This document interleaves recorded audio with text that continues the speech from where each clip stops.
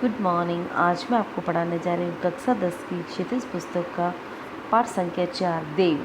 इसमें 2 सवैये और 1 कवित हैं। आज हम पढ़ रहे हैं दूसरा सवैया। एक सवैया हमने पढ़ लिया है, अब हम पढ़ रहे हैं दूसरा। इसमें नायिका की आँखों का वर्णन किया गया है, जो कि श्री कृष्ण की रूप माधुरी के प्रति अत्यधिक मोहित होकर अपनी सखी से अपनी व्यवस्था बता रही है कि मेरी आँखों की व्यवस्था ऐसी हो गई है कि जिस प्रकार मधुमक्खी शहद में चिपक जाती है तो वो ज्यों ही बाहर निकलने की कोशिश करती है और डूब जाती है, उसके पंख चिपक जाते हैं, वो मरना कबूल कर देती है लेकिन वो नहीं निकलती। इसी प्रकार मेरी भी जो आँखें हैं वो श्री कृष्ण के रूप में ऐसी ही डूब गई हैं। धार में धाय धसी निर्धार हवे, जाय फंसी उकसी न अबेरी। धार यानी धारा, धा यानी दौड़कर, धसी यानी फंस गई, निर्धार हवे बिना सहारे के, जाय फंसी यानी उसके अंदर फंस गई, प्रेम रूप में फंस गई। उकसी न अबेरी, अबेरी यानी अब निकली, उकसी यानी निकली, अब मैं वहाँ से निकल भी नहीं सकती। तो पहली लाइन का भावार्थ देखिए।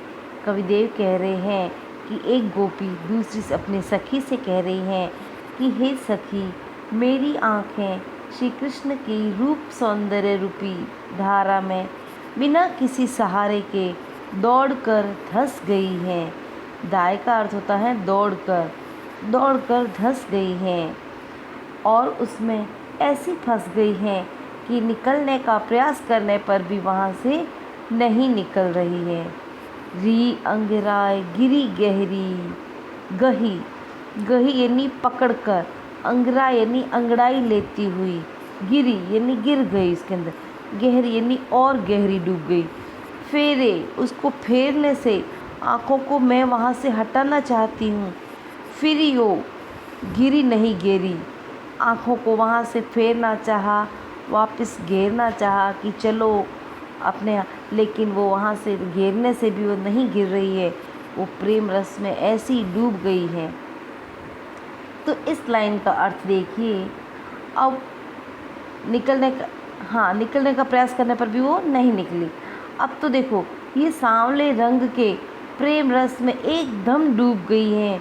हे सखी, ये मेरी आँखें अंगड़ाई लेकर इतनी गहरी जा गिरी हैं कि पकड़कर फेरने पर भी ये वहाँ से नहीं लौट रही हैं, अर्थात श्री कृष्ण की रूप माधुरी से वापस नहीं आ पा रही हैं।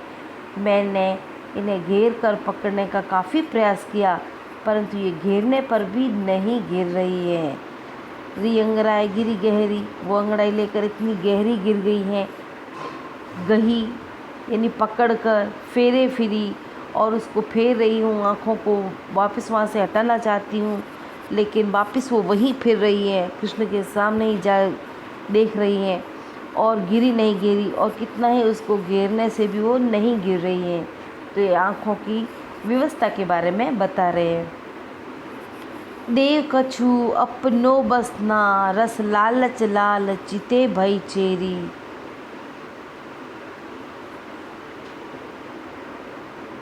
देव कछु अपनो बसना, रस लालच लाल चिते भय चेरी। चेरी यानी दासी, रस लालच, कृष्ण के रूप के जो रस में लालची बन गई हैं। लाल यानी कृष्ण। देव कछु अपनो बसना, वो एक सखी अब देखिए क्या कह रही हैं कि रूप में ऐसी वो डूब गई हैं कि गोपी और नायिका कहने लगी हैं कि अब तो इन आँखों पर मेरा कोई बस नहीं है। ये आँखें तो कृष्ण के रूप रस की लालची बनी हुई हैं और उन्हें देखते ही ये उनकी दासी बन गई। चेरी यानी दासी बन गई, लाल यानी कृष्ण की, चित्त यानी कृष्ण के चित्त की। तो कह रहे हैं, देव कह रहे हैं कि सखी दूसरी सखी से कह रही है कि हे सखी, अब ये मेरी आँखों पे मेरा कोई बस नहीं है। वो तो लाल के रस लालच में उसकी दासी बन गई, यानी श्री कृष्ण के रूप रस लालच में वो उनकी दासी बन गई हैं। बेगी ही बूढ़ी गई पखियाँ, अखियाँ मधु की मक्खियाँ भई मेरी। बेगी यानी जल्दी ही, बूढ़ी, बूढ़ी का मतलब होता है डूब गई।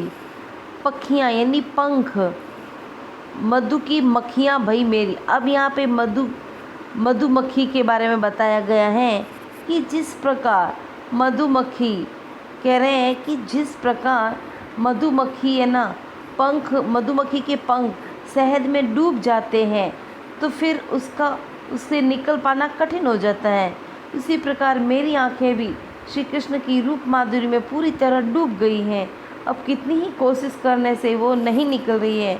कि मधुमक्खी होती है वो उसको शहद मीठा लगता है तो वो उसके अंदर चिपक जाती है, और जैसे ही वो फड़फड़ा कर बाहर निकलने की कोशिश करती है उतनी ही वो और उसके अंदर डूबती जाती हैं, उसके पंख चिपक जाते हैं। तो कह रहे हैं कि जिस प्रकार मधुमक्खी की जो दशा होती है वो ही मेरी आँखों की भी हो गई है। धन्यवाद।